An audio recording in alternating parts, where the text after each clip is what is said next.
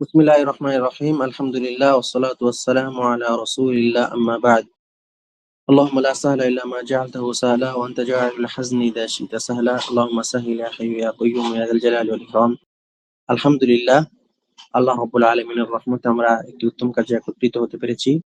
আল্লাহ রাব্বুল আলামিন আমাদের কাজগুলোকে কবুল করে নিন, আমাদের সময় এবং আমলে বরকত দান করুন, আমিন।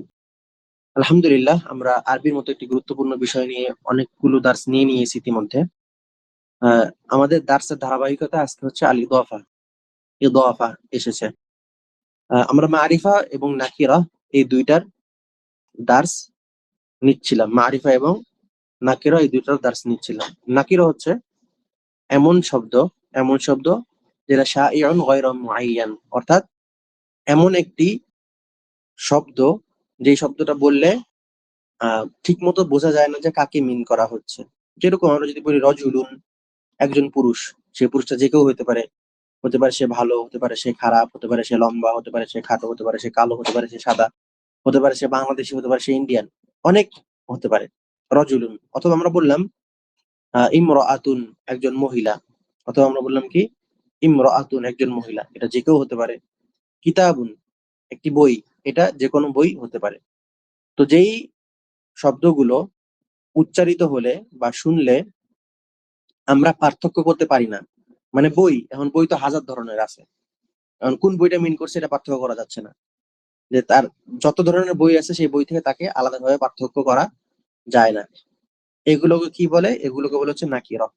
নাকিরার অসংখ্য, নাকিরা কি অসংখ্য। আরেকটা কি আছে? মারিফা। মারিফা হচ্ছে যেটা নির্দিষ্ট কোনো বিষয়ের বা নির্দিষ্ট কোনো দিকে ইঙ্গিত করে। আল ইসমুল্লাযী ইয়াদুল্লু আলা মুসাম্মা মুআয়্যান, এমন একটা ইসিম, এমন একটা বিষয় যেটা আহ এমন একটা শব্দ, যেই শব্দটা যেই শব্দটা বললে মানে কোন জিনিসটাকে মিন করা হচ্ছে সেটা স্পষ্ট হয়। যেরকম রজুলুন, রজুলের ব্যাপারে যদি আমরা বলি আহমাদ, তার মানে কি বুঝবো? আহমাদ একটা মানুষ। ঠিক আছে, আহমাদ একটা মানুষ। আমাদের সামনে ভেসে আসবে যে আহমাদ কে? আহমাদ একটা পুরুষ মানুষ, আমাদের পরিচিত আর কি আহমাদ। বুঝতে পারবো যে একজন, কাকে মিন করা হয়েছে। অথবা আমরা যদি বলি ইমরা, মানে মহিলা, তো ইমরার জায়গায় যদি বলি আমরা খাদিজা, খাদিজা, তাহলে কি হবে?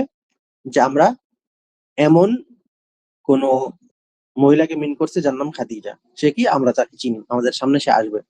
ধরলেন যে কিতাব, কিতাব মানে একটি কিতাব, কিন্তু তার জায়গায় যদি আমি বলি কোরআন, তার মানে কি? আমরা নির্দিষ্ট একটি কিতাবকে মিন করেছি, তাই না? এর হচ্ছে মারিফা এবং নাকিরার অর্থ। তো আমরা মারিফার মধ্যে অনেকগুলো দার্স নিয়ে নিয়েছি। তার মধ্যে আমরা আজকে ইদাফাতে আসি। তার মধ্যে আজকে আমরা ইদাফাতে ইদাফাতে আসি। আচ্ছা, আমাকে একটা বিষয় শিওর করেন, আমরা আলাম নিয়েছিলাম কিনা? আলাম নিয়েছিলাম কিনা? কেননা আমার মনে হচ্ছে আমরা সম্ভবত আলাম নেই। আসমাউল ইশারা, তারপর দমির, এগুলো সব নেওয়া হয়েছে, কিন্তু আলাম নেওয়া হয়নি। আলাম নামে কোনো দার্সকে আমরা নিয়েছিলাম? কোনো কারণে হয়তো এই নেট থেকে ওটা বাদ গেছে মনে হচ্ছে আমার। আচ্ছা, আমরা আজকে ইদাফা নিয়ে নিই, পরে যদি আলাম না নিয়ে থাকি তাহলে পরবর্তীতে নেওয়া হবে ইনশাআল্লাহ।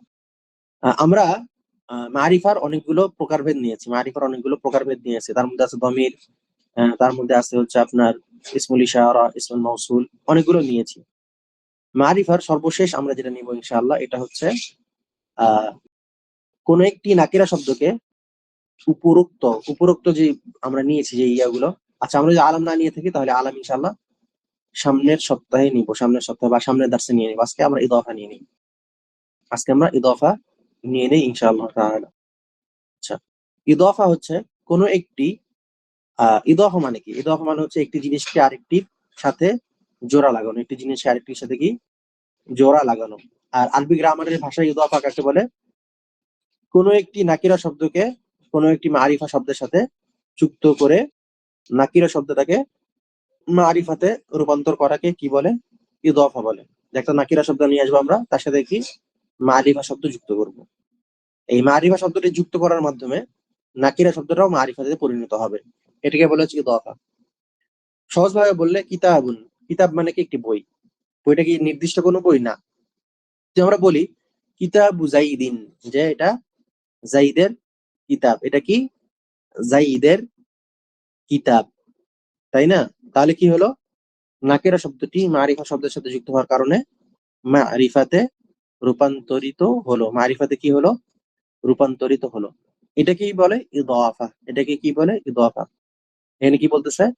নাকিরাকে মারিফার সাথে যুক্ত করার মাধ্যমে নাকিরা থেকে মারিফাতে রূপান্তরিত করাকে ইদাফা বলে। উদাহরণস্বরূপ কলামুন। কলাম মানে যে কোনো কলম থেকে কলামু জাইদিন, যে জাইদের কলম, জাইদের কলম, সেটাকে কিছুটা নির্দিষ্ট করা হয়েছে।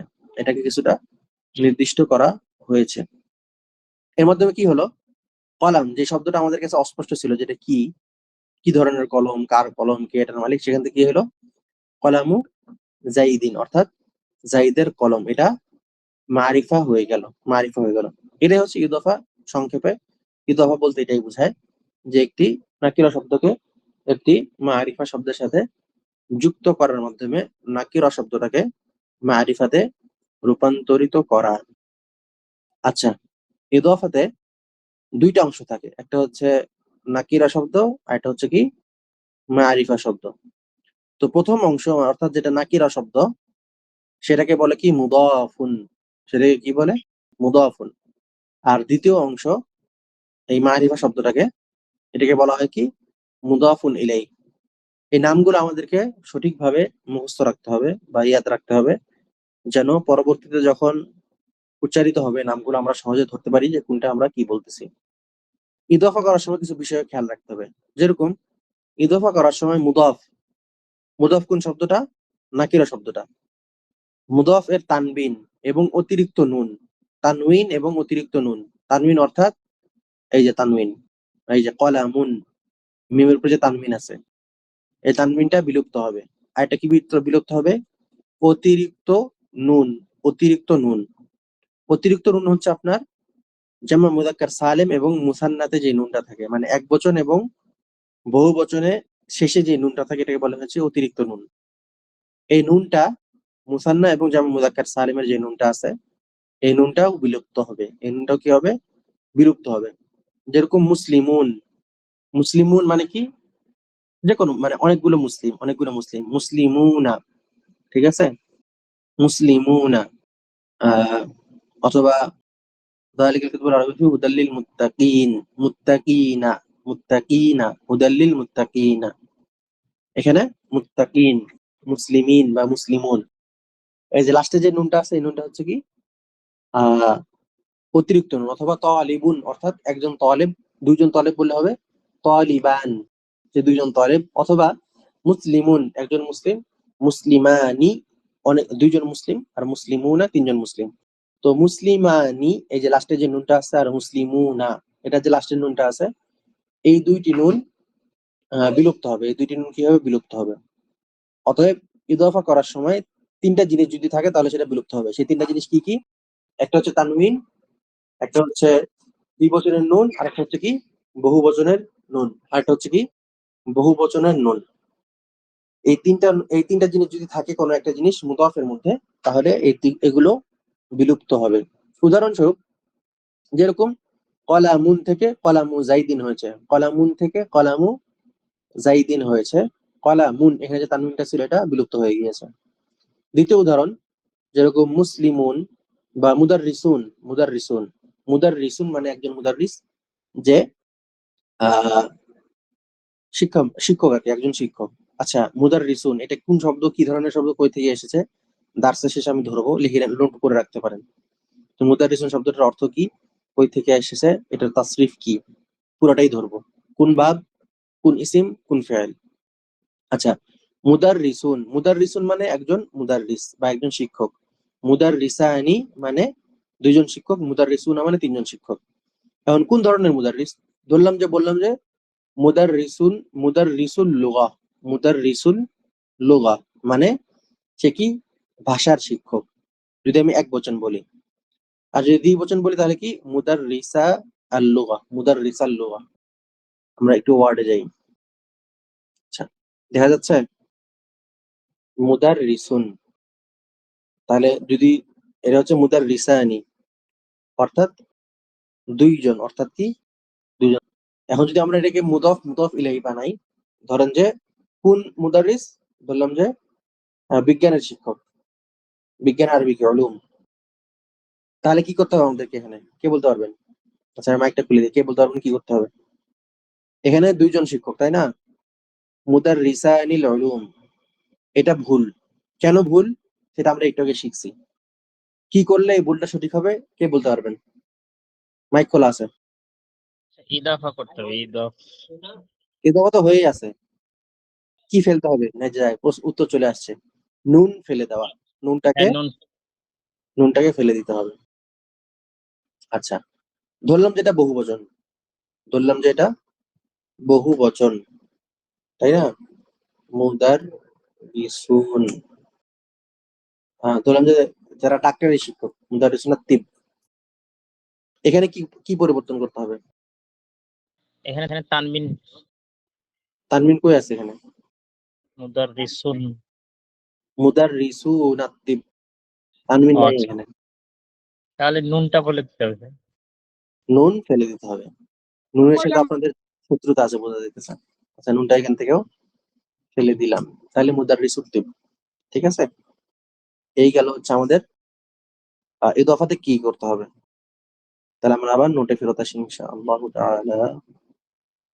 ইদফাতে ইদফা করার সময় আমাদের মুদাফ থেকে তানবিন অথবা অতিরিক্ত নুনকে ফেলে দিতে হবে, তানবিন অথবা অতিরিক্ত নুনকে ফেলে দিতে হবে। আচ্ছা আমি আরেকটা জিনিস দেখি, আমি আরেকটা জিনিস দিচ্ছি দেখি, এটা এটা এটা থেকে কি ফেলতে হবে কে বলতে পারবেন? যাক যখন নিয়েছি নিয়ে নেই, এই শব্দটা দেখেন, নুনুল জামা, এই শব্দের কি নুনুল জামা, অর্থাৎ বহু বচনের নুন, এটা কিন্তু মুদাফ, এটা মুদাফ ইলাই, এখান থেকে কি বিলুপ্ত করতে হবে, নাকি শব্দটা সঠিক? প্রথম কথা হচ্ছে শব্দটা সঠিক আছে না বেঠিক আছে, যদি বেঠিক হয় তাহলে আমাদেরকে কি বিলুপ্ত করতে হবে?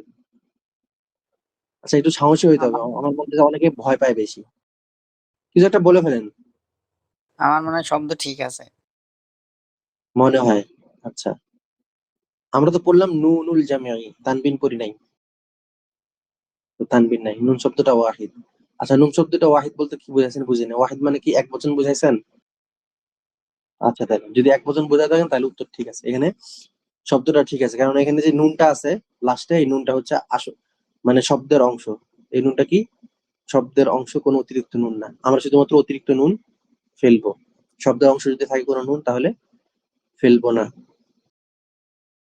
আচ্ছা আহ নাকিরাকে আরেকটি শব্দ, আরেকটি, আচ্ছা তাহলে এটা কি হলো, কয়টা পয়েন্ট কারণ ইদফা অর্থ কি, ইদফার অংশগুলো কি কি, কয়টি এবং কি কি, সেগুলোর নাম কি কি, মুদফের মধ্যে কি কি থাকলে সেটা বিলুপ্ত করতে হয়। এরপর আমরা আসি আরেকটা নুক্তায়, ধরলাম যে একটা নাকিরা শব্দ আরেকটা নাকিরা শব্দের সাথে মিলিত হইল, একটা নাকিরা শব্দকে আরেকটা নাকিরা শব্দের সাথে মিলিত হয়েছে, তখন কি হুকুম হবে? যে আহ কলামু মুদাররিসিন, কলামু মুদাররিসিন, তখন ওটাকে তাখসিস বলবে, তখন এটাকে কি বলবো, তাখসিস বলবো, যদিও এটা মারিফা হয় নাই, কিন্তু আমরা যদি শুধু বলি যে কলামুন একটা কলম, আর যদি বলি কলামু মুদাররিসিন, মুদাররিস শব্দটা মারিফা না নাকিরা, কে বলতে পারবেন? নাকিরা, কেন নাকিরা?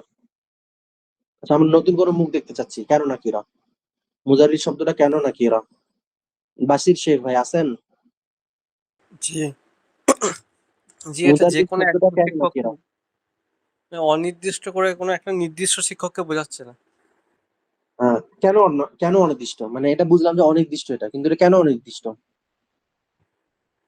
আলিফ লাম মুদার নাই, মানে যে কোনো এটাও একজন পুরোপুরি উত্তর হয় না, বলতে হবে যে মুদাররিস শব্দটা নাকিরা কেন, উত্তর আসছে খণ্ডিত উত্তর, কোনোটাই পুরোপুরি উত্তর না।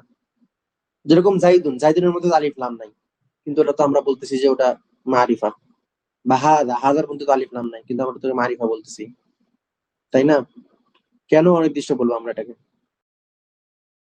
কারণ এটা মা'রিফার ৭ প্রকারের ভিতরে নেই। আহসান, কে বললো এটা? হাসিবুল্লাহ ভাই। জি উস্তাদ। মারিফা হচ্ছে হাতে গোনা, প্রত্যেক দার্সে আমি কি বলতেছি, মারিফা হচ্ছে হাতে গোনা, মারিফার বাইরে যা আছে সব নাকিরা, অর্থাৎ কোনো একটা শব্দকে যদি ঠেলে ঠুলে কোনো একটা মারিফার মধ্যে ঢুকাইতে না পারেন তাহলে সেটা কি নাকিরা হিসেবে গণ্য হবে। আচ্ছা তাহলে কোনো একটি নাকিরা শব্দ যদি আরেকটা নাকিরা শব্দের সাথে ইদফা হয়, তাহলে যদিও এটা মারিফা হয়নি, কিন্তু কলামুন আর কলাম মুদাররিসের মধ্যে পার্থক্য, যখন আপনি বললেন কলামুন তখন এটা কলমটা হতে পারে একজন রাজমিস্ত্রির, কলমটা হতে পারে একজন ডাক্তারের, কলমটা হতে পারে একজন নার্সের, কলমটা হতে পারে একজন ডাকাতের, কলমটা হতে পারে একজন চোরের, তাই না? অনেকগুলো সম্ভাবনা আছে। এই সম্ভাবনা কমে কি হলো, কলম মুদাররিসিন অর্থাৎ কলমটি একজন শিক্ষকের অর্থাৎ সম্মানিত ব্যক্তির। তো এই এই জিনিসটাকে বলেন তাখসিস, যদিও এটা মারিফা না, কিন্তু এটা এটার মধ্যে যতটুকু নাকিরা আছে সেটা শুধুমাত্র কলমের মধ্যে যতটুকু নাকিরা আছে তার চেয়ে নাকিরার পরিমাণ কম, তার চেয়ে কি নাকিরার পরিমাণ এখানে কম। উদাহরণস্বরূপ যেরকম মারিফা বা ইদাফার অনেকগুলো অর্থ আসে, ইদাফা যখন করি অনেক ধরনের অর্থ আসে। এখানে 3টা উদাহরণ দেওয়া আছে যে মারিফা অর্জন করা, যে ইদাফা করার কারণে কি হয়েছে, অমুক শব্দটা মারিফা হয়েছে। যেরকম হাদিকা মানে বাগান বা পার্ক, সেখানে আমরা যখন বলবো হাদিকাতুল আতফাল তার মানে কি বাচ্চাদের পার্ক। তারপর যেরকম কিতাব মানে কি কিতাব, কিন্তু আমরা যখন বলবো কিতাব, কিতাবু লুগাতিন, এখানে বানান ভুল আসছে, তাহলে কি হলো তাখসিস, যে ভাষা শিক্ষার বই। অথবা মালিকানা, কিতাবু জাইদিন, যে কিতাবটি কার, জাইদের। এগুলো সবগুলো কি ইদাফার অর্থ, আমরা শুধুমাত্র এখানে 3টা অর্থ উল্লেখ করেছি। তার আমরা কি কি নিলাম, ইদাফা। ইদাফা শব্দটার অর্থ কি, আরবি গ্রামারের ভাষায় ইদাফা কাকে বলে? ইদাফার কয়টা অংশ? 2টা, মুদাফ মুদাফ ইলাইহি। ইদাফা করার সময় কোন অংশ থেকে কি কি বাদ পড়ে, ঠিক আছে? যদি নাকিরা শব্দের সাথে নাকিরা শব্দের ইদাফা হয় তাহলে সেটার অর্থ কি হয়, এবং সর্বশেষ আহ ইদাফার কিছু অর্থ। আজকে ইনশাআল্লাহ আমরা ইদাফা দার্স পর্যন্ত নিব, সামনের দার্সে বা সামনের ক্লাসে, সামনের দিনে নতুন দার্স শুরু করা হবে ইনশাআল্লাহ তাআলা। যদি আজকের দার্স নিয়ে কারো কোনো প্রশ্ন থাকে বা আমাদের পূর্ববর্তী কোনো দার্স নিয়ে, তাহলে ইনশাআল্লাহ প্রশ্নগুলো করতে পারেন বিইذنিল্লাহি তাআলা।